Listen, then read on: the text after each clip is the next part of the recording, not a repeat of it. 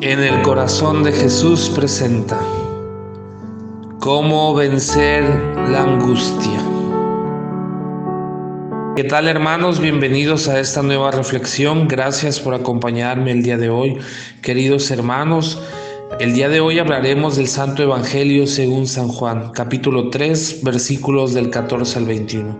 En aquel tiempo Jesús dijo a Nicodemo: así como Moisés levantó la serpiente en el desierto, así tiene que ser levantado el Hijo del Hombre, para que todo el que crea en él tenga vida eterna. Porque tanto amó Dios al mundo, que le entregó a su Hijo único, para que todo el que crea en él no perezca, sino que tenga vida eterna. Porque Dios no envió a su Hijo para condenar al mundo, sino para que el mundo se salvara por él. El que cree en él no será condenado, pero el que no cree ya está condenado, por no haber creído en el Hijo único de Dios. La causa de la condenación es esta: habiendo venido la luz al mundo, los hombres prefirieron las tinieblas a la luz, porque sus obras eran malas. Todo aquel que hace el mal aborrece la luz y no se acerca a ella, para que sus obras no se descubran. En cambio, el que obra el bien conforme a la verdad se acerca a la luz, para que se vea que sus obras están hechas según Dios. Palabra del Señor. Queridos hermanos, no hay plazo que no se cumpla, ni fecha que no llegue. Jesús desde este Evangelio anuncia: así como Moisés levantó la serpiente en el desierto, así tiene que ser levantado el Hijo del Hombre, para que todo el que crea en él tenga vida eterna. Hermanos, voy a relacionar este Evangelio con Jesús en la oración en el huerto de Getsemaní. ¿Por qué lo hago? Porque mis reflexiones no son diarias, sino son semanales. A veces incluso hasta cada 10 días subo alguna reflexión. Pero se acerca ya pronto la Semana Santa. Se acerca ese momento. Así Jesús desde ese entonces anunciaba que tenía que ser levantado el Hijo del Hombre. Queridos hermanos, así como esa serpiente que Moisés levantó sanaba a todo aquel que la veía, así Jesús fue levantado en la cruz, y todo el que cree en él se salvará, y aquel que no cree en él se condenará. Hermanos, Jesús lo anunciaba desde ese entonces. Jesús ya sabía, pues él se ofreció, él dio la vida por nosotros. Pero no quiere decir que porque Jesús ya sabía qué es lo que iba a pasar, él no sufrió, o él no tenía angustia ni preocupación por ello. Hermanos, transportémonos a esa noche en el que él oraba en el huerto, apartado de los discípulos, en un ambiente de tristeza, de sufrimiento y de angustia. En algún evangelio se nos maneja que Jesús sudaba sangre. Hoy en día, si le preguntas a un doctor si eso es posible, es posible. Y sucede cuando alguien está sometido a una preocupación extrema, a un sufrimiento y angustia extremo. El cuerpo reacciona de esa manera. En otros evangelios no se habla de que Jesús sudara sangre, pero sí se refiere de que Jesús tenía angustia. Jesús estaba angustiado. ¿Cómo no estarlos, hermanos? Si él ya sabía lo que iba a pasar, seguramente en su corazón había ese temor y esa angustia por lo que vendría. Y le dice a sus discípulos: oren, estén alertas para no caer en la tentación. Porque, hermanos, cuando la cruz se avecina, cuando la cruz la vemos cada vez más cercana, el enemigo te susurra al oído si no estás preparado y te habla a tu mente y a tu corazón. Te empieza a meter ideas, temores, angustias sobre lo que puede pasar, no sobre lo que está pasando, y tu mente empieza a imaginar tantas cosas que te podrían pasar, que caes en un temor, que caes en miedo. Por eso hoy Jesús nos da la forma adecuada de vencer el miedo y de vencer la angustia con la oración, pero una oración constante, porque como en el Evangelio lo menciona, un ángel bajó del cielo a consolarlo. Cuando tú oras, Dios cuida de ti. Si tú no oras, estás a expensas de los ataques del enemigo. Orar constantemente.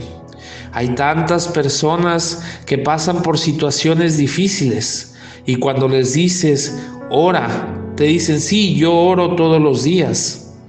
Brevemente, en la mañana, si acaso un Padre Nuestro, durante el día tal vez alguna oración y listo. ¿Tú crees que esa va a ser tu defensa ante la cruz que se avecina, ante las tentaciones? Seguramente si los apóstoles y Jesús no hubiera orado, hubiera escuchado una voz que le dijera, tú eres rey, tú no tienes que pasar por eso, tú no tienes por qué humillarte. Y algunos de sus apóstoles seguramente lo pensaban, porque en ese entonces la cruz era un signo de derrota. ¿Cómo el Hijo de Dios iba a ser crucificado? ¿Cómo es que el Hijo de Dios iba a ser clavado en una cruz? Eso ni pensarse para un rey. Pero Jesús veía la cruz, pero también sabía que al pasar por esa cruz, cosas grandes sucederían. Él lo hacía por amor a nosotros, por nuestra salvación. ¿Qué valía más o qué pesaba más? ¿La angustia que podía sentir su corazón o el valor de pasar por esa cruz? La salvación de las almas.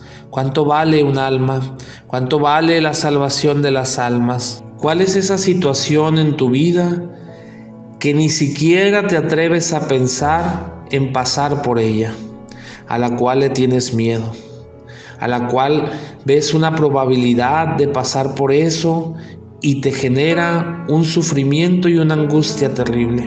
Yo te invito que en este momento te traslades a ese huerto de Getsemaní junto con Jesús. Cada que pases por alguna situación difícil, míralo a Él. Te rodillas en el huerto suplicando, orándole al Padre, venciendo la tentación y la angustia a base de oración y sobre todo abandonándose en la voluntad del Padre. Siempre que pases por alguna situación difícil, piensa en Jesús, piensa en la angustia que Él también vivió, pero piensa de qué manera lo venció. Pudo más el amor que el miedo, pudo más el amor que la angustia. Y recuerda, hermano, que después de la cruz siempre viene la luz, viene la calma. Abandónate, no tengas miedo en la cruz, no tengas miedo a la cruz, pues por medio de la cruz se consiguen grandes cosas. Lo que para muchos es derrota, es una burla, una humillación, pues la cruz eso representa para ellos. Para nosotros la cruz es victoria, porque Jesús venció a la muerte, porque Jesús murió por amor a nosotros, porque Jesús nos rescató y nos salvó. Cuando tú estés en medio de la cruz, no lo veas como una humillación, no lo veas como una derrota, velo como una oportunidad de abrazar a Jesús, de vencer y de poder lograr grandes cosas.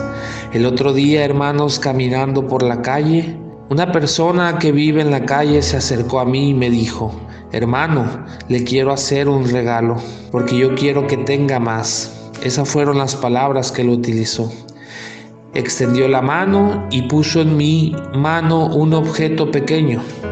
Al acercarme a verlo, me di cuenta que era una pequeña cruz, una cruz como de cristal.